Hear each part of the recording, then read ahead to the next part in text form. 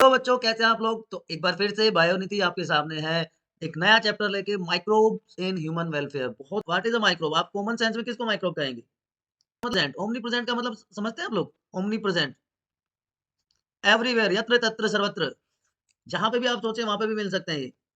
वो hot thermal vents में भी मिल जाएँगे वो आपको डीप सॉइल में भी मिल जाएँगे, स्नो की लेयर्स के नीचे बहुत लेयर थिक में मिल जाएँगे, हाइली एसिडिक एनवायरनमेंट में मिल जाएँगे। तो they are present everywhere, omnipresent का मतलब यही होता है। ठीक है? तो माइक्रोब्स बेटा आपने जैसे एनसीईआरटी का ये डायग्राम आप देख पा रहे होंगे, शेप वाइज़ भी वो बहुत अलग-अलग टाइप के होते हैं, है ना?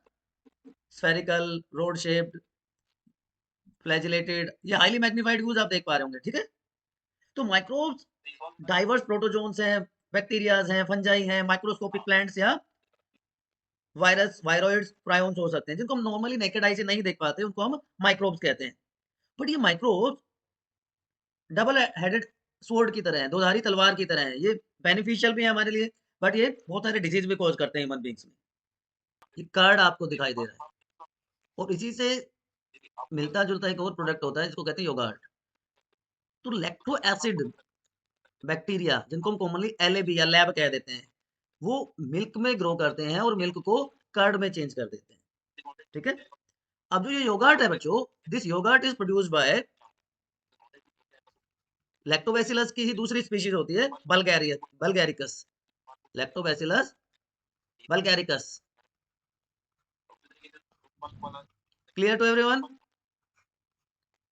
अब जब इस ग्रोथ पीरियड में होता है ये, तो ग्रोथ के टाइम पे क्या करेगा?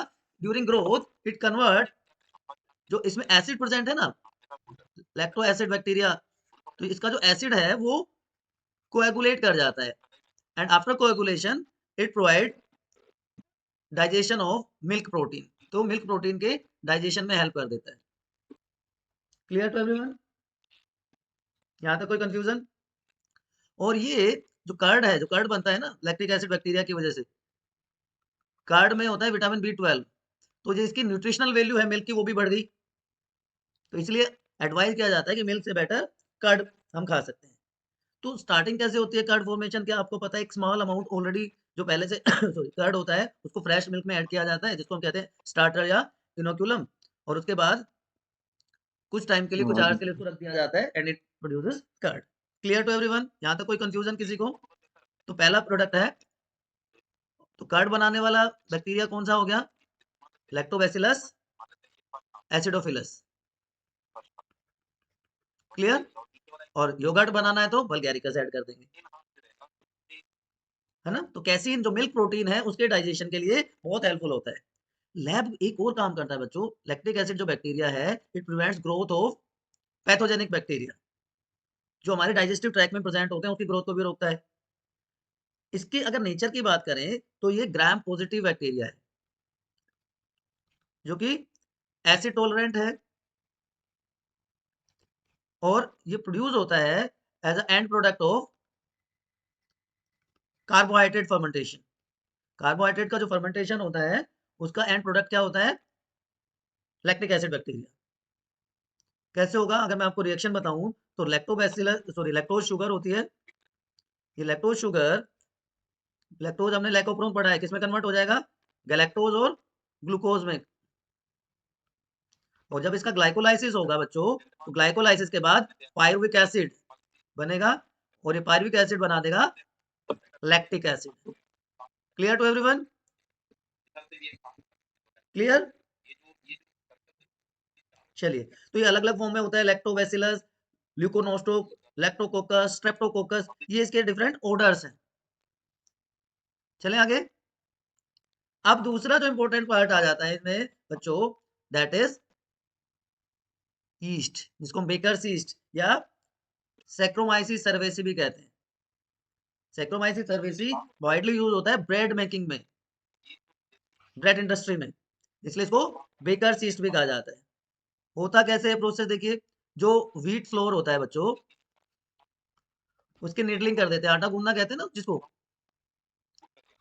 और उसको थोड़ी देर के लिए छोड़ दिया जाता है, लेवनिंग। उससे क्या है, आटा फूल जाता है, स्वेलिंग हो जाती है उसकी। क्यों? क्योंकि यहाँ पे तीन चीजें सिक्रीट होंगी। यहाँ पे अमाइलेज सिक्रीट होता है, यहाँ पे माल्टेज सिक्रेट होता है और जाइमेज एंजाइम सिक्रेट होता है। ये 3 एंजाइम यहाँ पे सिक्रेट होंगे। ये क्या कर देंगे? दे कॉजेस ब्रेकडाउन ऑफ स्टार्च। यहाँ पे अमाइलेज से क्या बन जाएगा? माल्टोज बन जाएगा।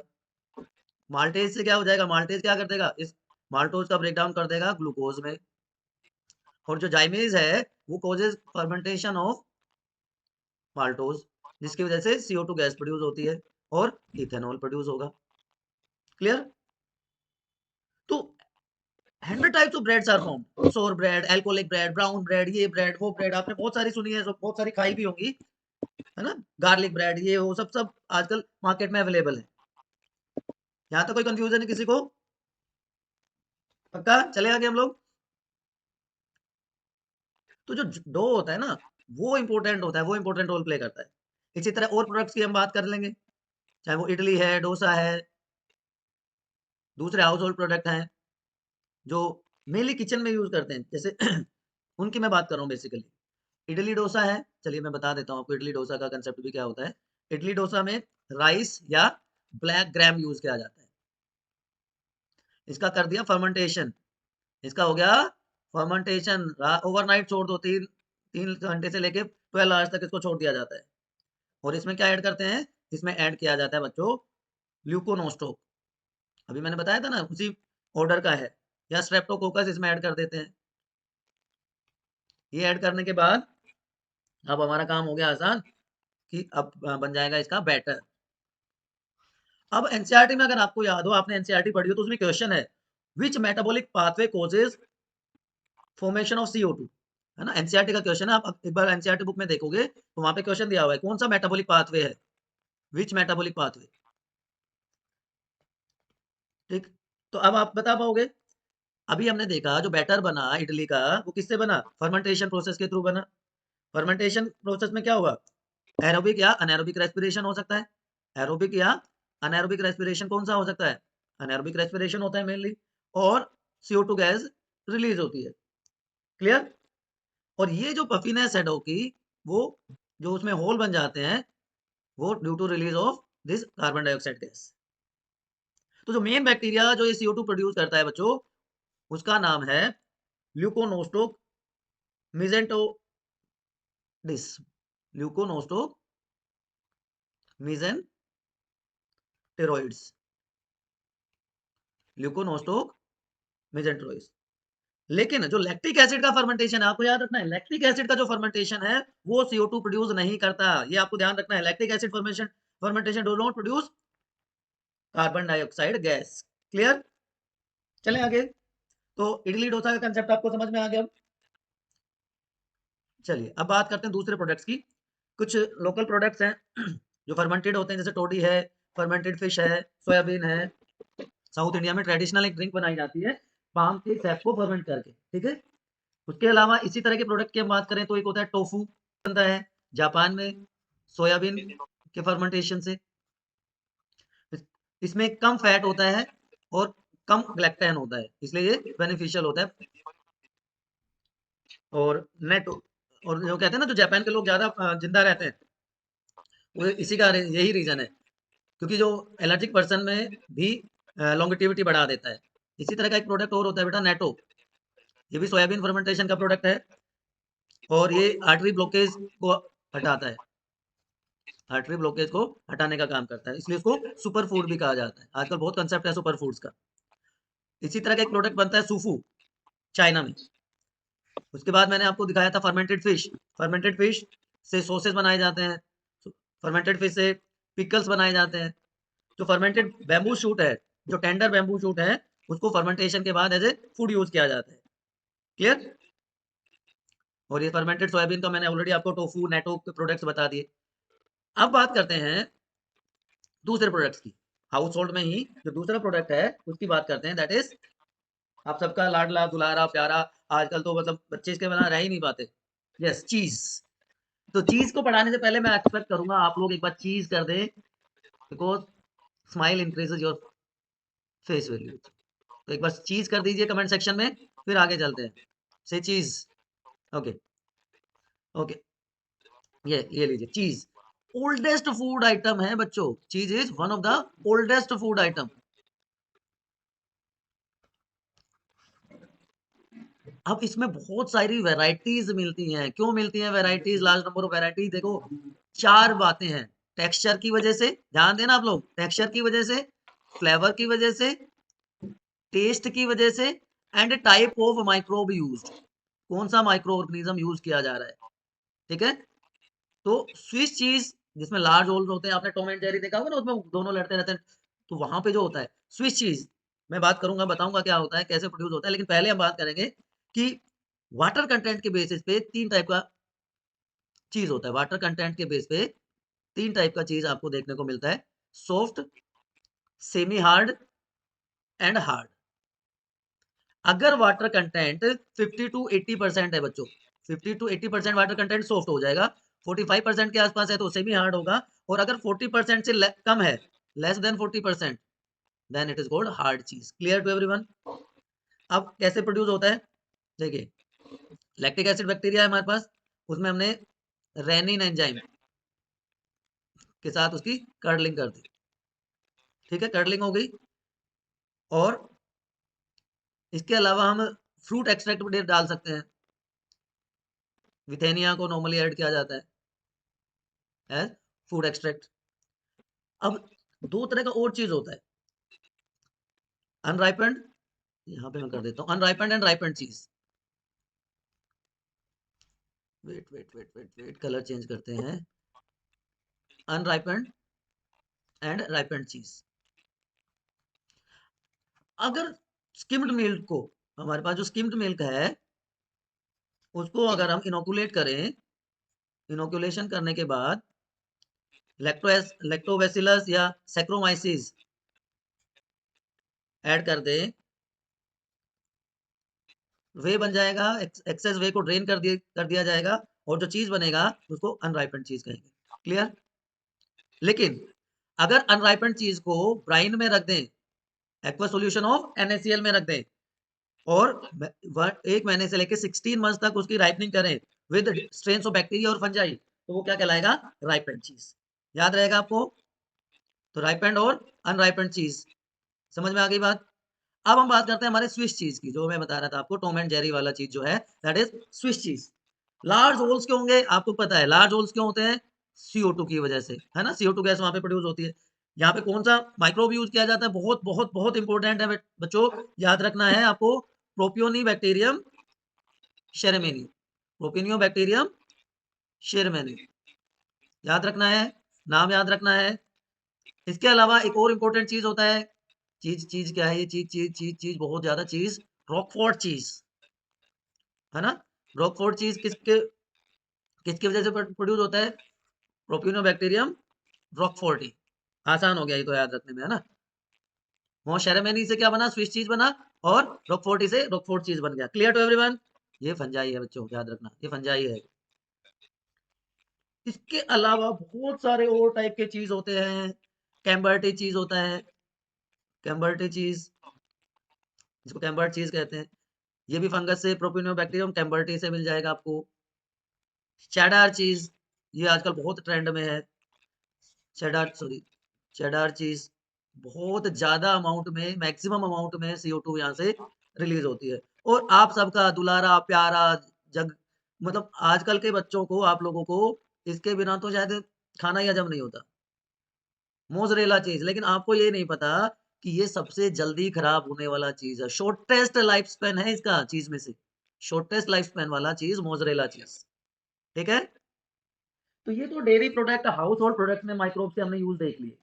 अब बात करते हैं industrial uses of microorganisms, या इसका बेवरेजेस में, जैसा कि आप यहाँ पे देख पा रहे हो, और दूसरा हम इनका यूज देखेंगे एंटीबायोटिक प्रोडक्शन। और भी बहुत सारे यूजेस हैं, बट अभी पहले इन दो की बात करते हैं। लुईस पाश्चर, आपने सबने नाम सुना होगा लुईस पाश्चर का। लुईस पाश्चर पहले साइंटिस्ट थे जिन्होंने बियर प्रोड्यूस की, है ना। पाश्चर ने फर्स्ट टाइम दैट उन्होंने ये कहा कि यीस्ट की वजह से बियर प्रोड्यूस हो सकती है। तो कॉमनली यूज जो यीस्ट की स्पीशीज हैं, उनकी अगर हम बात करें, तो एक ऑलरेडी हम बात कर चुके हैं, सैक्रोमाइसिस सेरेवेसी, जिसे हम ब्रूअर्स यीस्ट कहते हैं। लेकिन अब हम जब बात कर रहे हैं बेवरेजेस की, तो यहाँ पे हम सैक्रोमाइसिस की और दूसरी वैरायटी, जिसमें सैक्रोमाइसिस एलिप्सिडेंस, जिसको हम वाइन यीस्ट भी कहते हैं, सैक्रोमाइसिस सेक, ये भी एक प्रोडक्ट होता है सेक, और सैक्रोमाइसिस पायरीफॉर्मिस, इसे जिनर बियर यीस्ट कहते हैं, नोट बियर, बियर। अब अलग अलग जो टाइप की प्रोडक्ट्स बनते हैं बेवरेजेस में, उनके लिए रॉ मटेरियल भी बच्चों अलग अलग होता है। तो न्यूट्रिएंट मीडिया जो यूज किया जाता है अलग अलग टाइप के प्रोडक्ट्स के लिए, वो क्या होता है उसकी बात कर लेते हैं हम। तो सबसे पहले बियर, उसके लिए बार्ले माल्ट यूज की जाती है। जिन जो प्रोडक्ट होता है उसके लिए फर्मेंटेड राई यूज की जाती है। उसके अलावा सेक के लिए फर्मेंटेड राइस यूज किया जाएगा।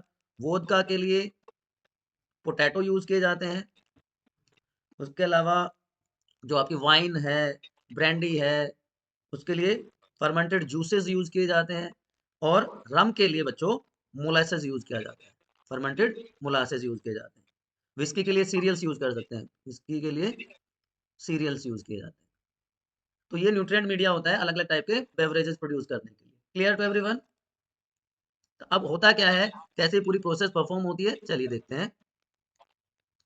अब रॉ मटेरियल हमने ले लिया, हमने सीरियल्स ले लिए, या हमने जो भी मोलासेस था या जो भी फ्रूट वगैरह थे वो ले लिए, ठीक है। इनका करवा दिया हमने फर्मेंटेशन बच्चों, फर्मेंटेशन हो गया इनका। हमने क्या यूज किया इसमें, हमने या तो ब्रीवर्स यीस्ट इसमें ऐड कर दिया, सैक्रोमाइसिस सेरेवेसी यूज कर दिया, और उसके साथ साथ यहाँ पे प्रोड्यूस हो गया शुगर्स। शुगर्स यहाँ पे प्रोड्यूस हुई in the form of maltose, sucrose, वो सारी fructose etcetera. Clear to everyone? यहाँ तक समझ में आ गया? अब ये जो शुगर प्रोड्यूस हुई, इनकी दो तरह से प्रोसेसिंग करके अलग अलग तरह के प्रोडक्ट्स बनाए जाते हैं। सबसे पहले क्या करेंगे, नॉन डिस्टिल्ड कहते हैं उनको, नॉन डिस्टिल्ड प्रोडक्ट्स। और दूसरा हो गया हमारा जो डिस्टिलेशन के थ्रू प्रोड्यूस होंगे, डिस्टिल्ड। तो इसका जब करेंगे मैचुरेशन, कलर चेंज कर लेते हैं थोड़ा सा, आपको डिफरेंशिएट करने में इजी रहेगा। इसका जब करेंगे मैचुरेशन, तो इससे तीन चीजें प्रोड्यूस होंगी, बियर, वाइन, यहाँ पर बियर प्रोड्यूस होगी, वाइन प्रोड्यूस होगी, और एक होता है मीड। ये तीन चीजें प्रोड्यूस होंगी, ठीक। तो बियर, वाइन क्या है, नॉन डिस्टिल्ड प्रोडक्ट्स हैं, आपको याद रखना है। लेकिन डिस्टिल्ड प्रोडक्ट्स में अगर हम जाते हैं, तो वहां पे दो तरह से उसको डिफरेंशिएट किया जाता है, नॉन में मैच्योर्ड और मैच्योर्ड। कि बहुत सालों तक रखेंगे तो मैच्योर्ड हो जाएगी, अदरवाइज नॉन मैच्योर्ड। तो नॉन मैच्योर्ड में हो जाती है हमारी whisky and rum. Non matured में नॉर्मली हमारी क्या आ जाती है बच्चों, विस्की एंड रम। अब जब हम मैच्योर्ड की तरफ जाते हैं, तो क्या होगा, मैच्योर्ड में, सॉरी सॉरी मैंने क्या बता दिया आपको अभी, नॉन मैच्योर्ड में क्या क्या आ गया हमारा, जिन और वोदका आ जाएगा बेटा, यहाँ पे कुछ उल्टा हो गया।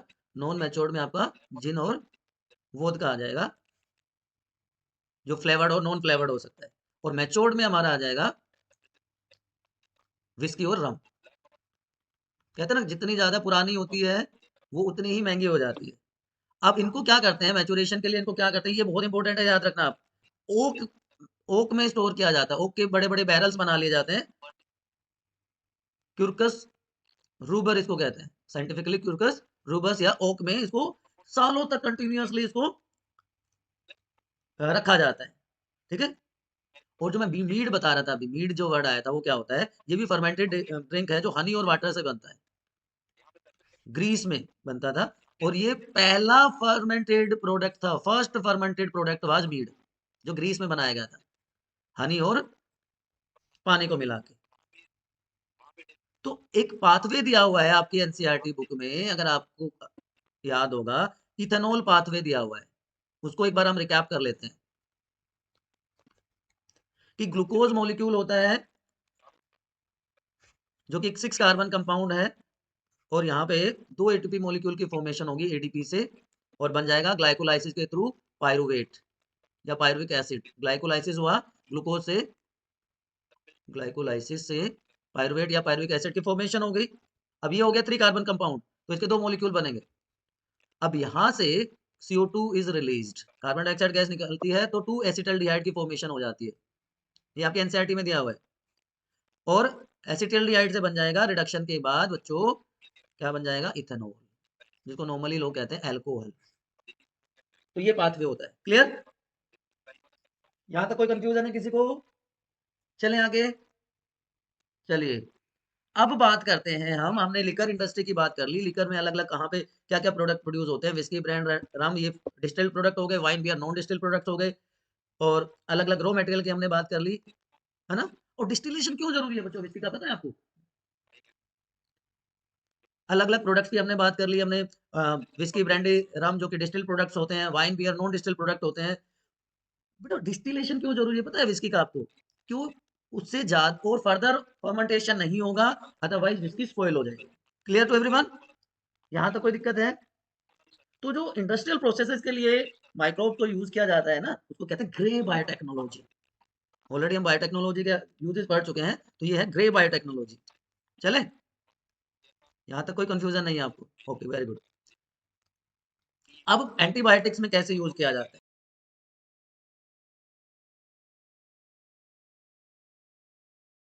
वर्ल्ड वॉर 2 में बहुत ज्यादा यूज किया गया था अमेरिकन सोल्जर्स को ट्रीट करने के लिए।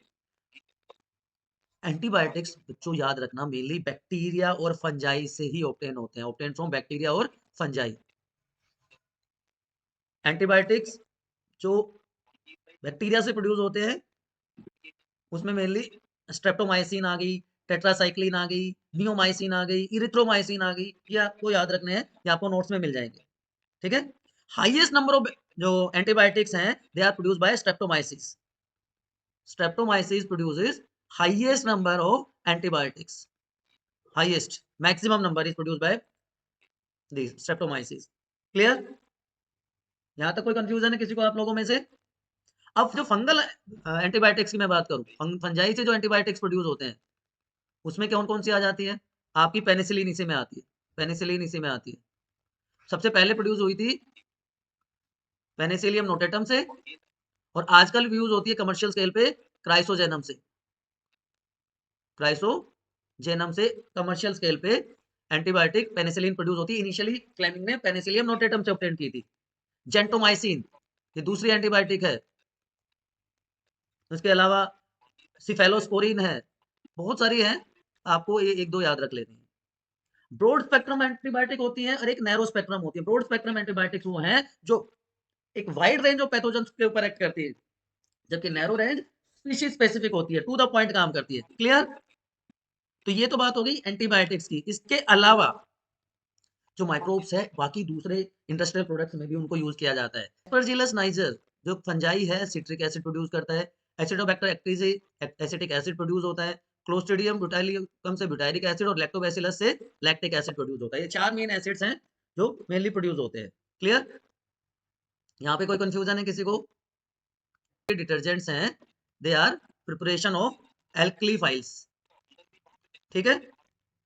तो लाइपेजेस हो गए, या पैक्टिनेजेस हो गए, प्रोटीजेस हो गए, अमाइलेज हो गए, ये आजकल बहुत ज्यादा यूज किए जाते हैं एंजाइम्स। आपने देखा होगा जो बोटल्ड जूसेस होते हैं बहुत क्लियर होते हैं। घर में हम जो जूस बनाते हैं वो इतना क्लीन नहीं होते, इतने ट्रांसपेरेंट से नहीं होते। क्या रीजन है उसके पीछे, आपने कभी सोचा है? उनका क्लैरिफिकेशन होता है, उनको क्लियर किया जाता है बच्चों by proteases and pectinases. Pectinases and proteases enzymes are used to clarify bottled juices. ठीक है, याद रहेगा आपको? तो ये कुछ इंडस्ट्रियल यूजेस हैं जो कि वाइडली यूज होते हैं। एक और इंपॉर्टेंट चीज मैं यहाँ पे आपके लिए ऐड कर देता हूँ। क्या ऐड कर देता हूँ? स्ट्रेप्टोकाइनेज में ऐड कर देता हूँ आपके लिए। चलो, streptokinase. Streptokinase is used as clot buster, क्योंकि क्लोट बस्टर की तरह काम करता है। तो जो ऐसे पेशेंट है जिनको मायोकार्डियल इन्फेक्शन है, जिनके ब्लड वेसल्स नैरो हो गई है, वहां पे उनको बचाने के लिए इसको यूज किया जाता है। बाकी बायोएक्टिव मॉलिक्यूल्स की बात करें तो उसमें बच्चों आ जाता है साइक्लोस्पोरिन ए एंड स्टैटिन। तो स्ट्रेप्टोकाइनेज क्लोट बस्टर हो गया जो कि स्ट्रेप्टोकोकस प्रोड्यूस करता है। इसी तरह ट्राइकोडर्मा पॉलिस्पोरम जो एक फंगस है वो प्रोड्यूस करता है साइक्लोस्पोरिन ए, और इस साइक्लोस्पोरिन ए को इम्यूनोस्प्रेसिव एजेंट की तरह काम किया जाता है ऑर्गन ट्रांसप्लांट के पेशेंट्स में। और तीसरी चीज है स्टैटिन जो कि मोनास्कस परप्यूरस यीस्ट से प्रोड्यूस होता है, and it is a blood cholesterol lowering agent. Clear? अब बात करते हैं माइक्रोब्स की सीवेज ट्रीटमेंट में क्या रोल होता है उसकी। तो बच्चों what is sewage? Domestic waste को हम कहते हैं सीवेज, जिसमें 99% वाटर होता है। इसके अलावा इसमें कुछ ऑर्गेनिक मैटर और माइक्रोब्स भी प्रेजेंट होते हैं। तो इसका ट्रीटमेंट होता है सीवेज ट्रीटमेंट प्लांट की हेल्प से, जिसको कॉमनली एसटीपी कहा जाता है। फिजिकल या प्राइमरी और सेकेंडरी बायोलॉजिकल दो तरह का ट्रीटमेंट इसको दिया जाता है। प्राइमरी ट्रीटमेंट में बच्चों आ जाता है फिजिकल रिमूवल ऑफ पार्टिकल्स। तो इसमें दो प्रोसेसेस कॉमनली यूज की जाती है, या तो हम उसका फिल्ट्रेशन कर देते हैं और दूसरा होता है सेडिमेंटेशन।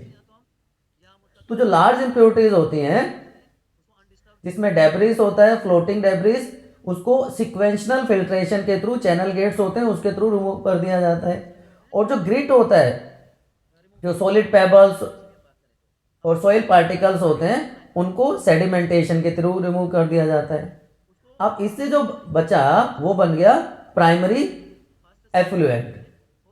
जो सेटल हो गया वो प्राइमरी स्लज, और जो सस्पेंशन पार्ट रह गया वो प्राइमरी एफ्लुएंट कहलाता है।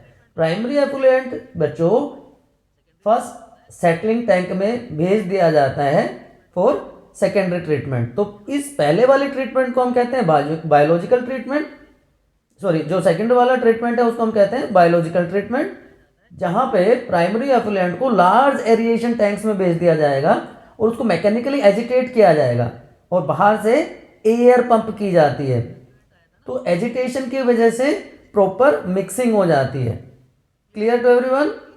यहां तक कोई कंफ्यूजन है प्लीज आप लोग मुझसे पूछ सकते हैं, कमेंट सेक्शन में लिखिए। अब सेकेंडरी ट्रीटमेंट में, जिसको हम बायोलॉजिकल ट्रीटमेंट में कह रहे हैं, अब यहाँ पे एरोबिक माइक्रोब्स की ग्रोथ करवाई जाती है, जिसको कहा जाता है फ्लोक। ठीक है, फ्लोक क्या हो गया बच्चों? मास ऑफ बैक्टीरिया जो एसोसिएटेड हैं विद फंगल फिलामेंट, जिससे एक मैश लाइक स्ट्रक्चर बन जाती है, उसको कहा जाता है फ्लोक। तो जब इन माइक्रोब्स को ग्रो करवाया जाता है तो ये जो ऑर्गेनिक मैटर है एफ्लुएंट में, उसका मोस्टली पार्ट कंज्यूम कर लेते हैं। ठीक है, और अब ये बीओडी रिड्यूस कर देता है एफ्लुएंट की। क्लियर? तो बीओडी बायोलॉजिकल ऑक्सीजन डिमांड हो गई कम। क्लियर? और अब इस एफ्लुएंट को एक सेटलिंग टैंक में भेज दिया जाता है, जहां पे बैक्टीरियल फ्लोक उस पर एक्ट करेंगे और एक्टिवेटेड स्लज बन जाएगा। इस एक्टिवेटेड स्लज का जो एक पार्ट है उसको एज इनोकुलम यूज करेंगे, और जो बाकी दूसरा पार्ट है वो एनारोबिक स्लज डाइजेस्टर में भेज दिया जाता है। एनारोबिक स्लज डाइजेस्टर में एनारोबिक बैक्टीरिया ग्रो करेंगे और बैक्टीरिया और फंजाई को डाइजेस्ट कर जाएंगे। तो इस डाइजेशन के टाइम पे एक गैसेस का प्रोडक्शन होता है, जैसे methane, hydrogen sulphide, carbon dioxide sulphide, जिससे हम बायोगैस की फॉर्मेशन कर लेते हैं। तो ये स्टेप वाइज मैनर में आप देख पा रहे होंगे। मिनिस्ट्री ऑफ एनवायरमेंटल हेल्थ ने भी गंगा और यमुना एक्शन प्लान स्टार्ट किए हैं to save it them from water pollution. अब माइक्रोब्स को बायोगैस प्रोडक्शन में कैसे यूज किया जाता है? देखो बच्चों, जो चाहे डो का फर्मेंटेशन हो, चीज मेकिंग में, बेवरेज प्रोडक्शन में, तो जो मेन गैस प्रोड्यूस होती है वो होती है कार्बन डाइऑक्साइड। कुछ बैक्टीरिया जो सेलुलोजिक मटेरियल पे अनएरोबिकली ग्रो करते हैं, वो लार्ज अमाउंट में मीथेन भी प्रोड्यूस करते हैं और इनको कहा जाता है मीथेनोजेंस। ठीक है, तो ये मीथेनोजन जो है एक कॉमन बैक्टीरियम से प्रोड्यूस होते हैं, जिसको मिथेनोबैक्टीरियम कहा जाता है। तो ये बैक्टीरिया अनाएरोबिक स्लज डाइजेस्टर में प्रेजेंट थे ड्यूरिंग सीवेज ट्रीटमेंट। कैटल्स के र्यूमन में भी मिलता है।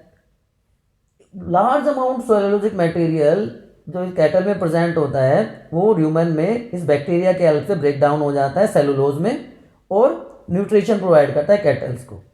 तो जो बायोगैस है उसमें मेजर कॉन्स्टिट्यूएंट क्या हो गया? मीथेन 70%, कार्बन डाइऑक्साइड 25%, हाइड्रोजन 1% और बाकी हाइड्रोजन सल्फाइड के फॉर्म में प्रेजेंट होता है।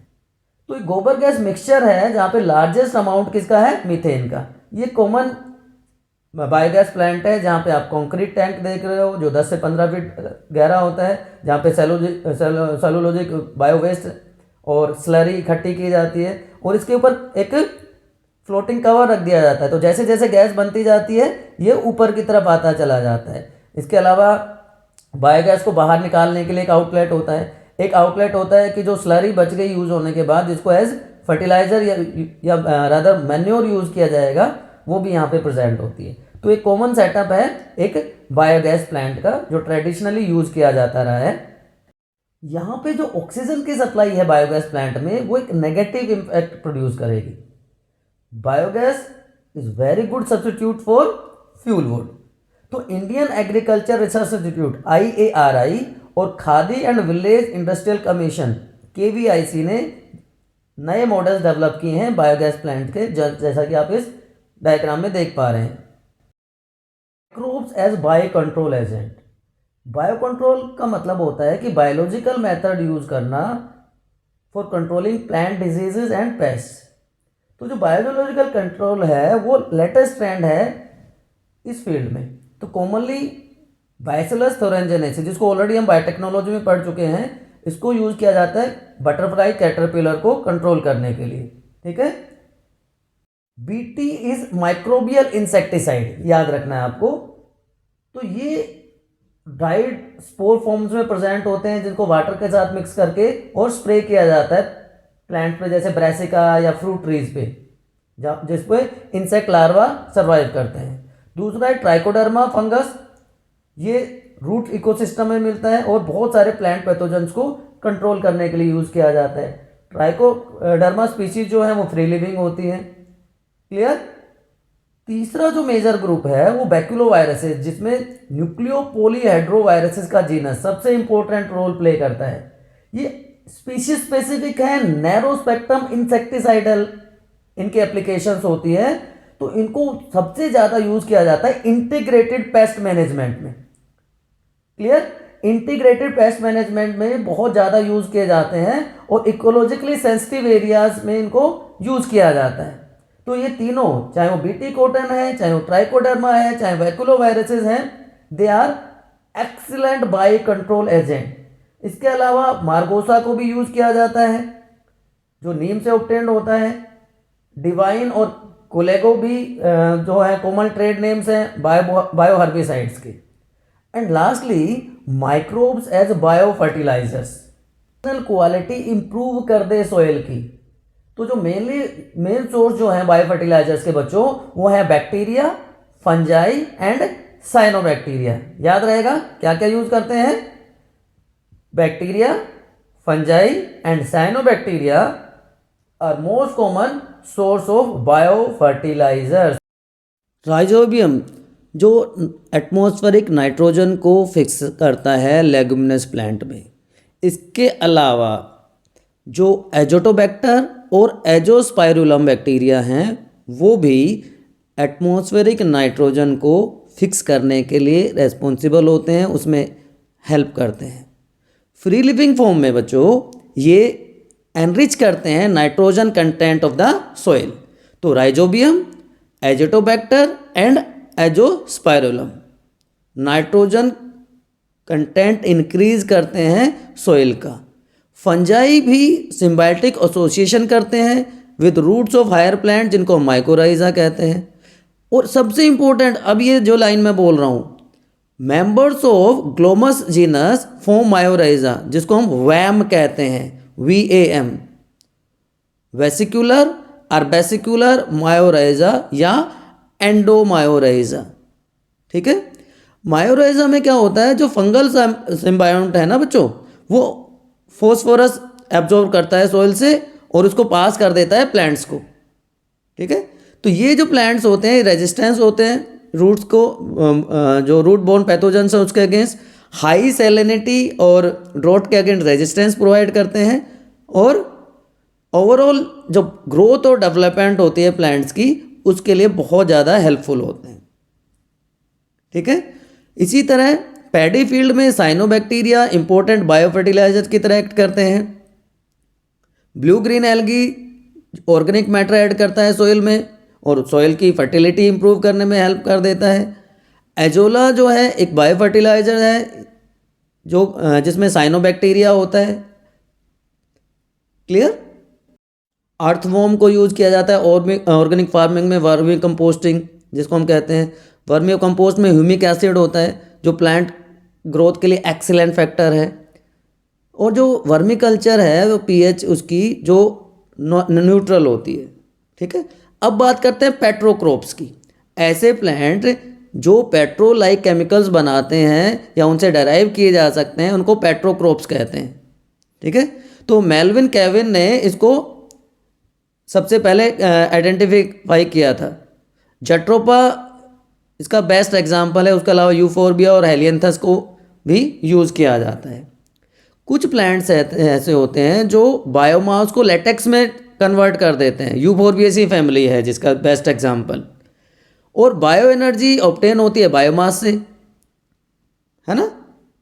इसी तरह कुछ और एग्जांपल्स की हम बात करें तो पायरोलिसिस जो होता है वुड का, वो एब्सेंस हो जा ऑक्सीजन के एब्सेंस में होता है, उसको हम थर्मोकेमिकल प्रोसेस कहते हैं। तो उससे हमें मिलता क्या है, उससे वुड गैस मिलती है, वुड अल्कोहल मिलता है और पायरोलोजिनस एसिड की भी ऑब्टेन हो सकता है उससे।